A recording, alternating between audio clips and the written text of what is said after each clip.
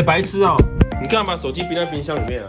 最近冰箱不冷啊，我想用手机看一下冰箱到底开启。我来教大家怎么简单的排除冰箱故障。冰箱不冷呢，通常你要去判断说它的冷冻会不会冷。像这个情况就是它的冷藏不会冷，但是冷冻超冰。那这种情况通常就是里面的管道结冰了。那我们要怎么办呢？很简单，就是插头拔掉，然后放24小时，让这个里面的冰融化，再插上去试看看。那如果你动不动就犯这种状况的话，有可能是你里面的那个温度感知器坏掉了。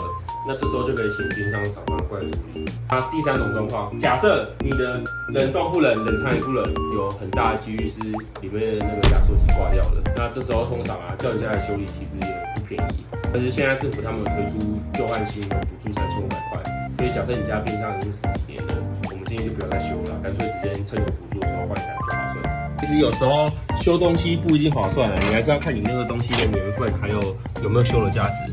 就这样了，拜拜。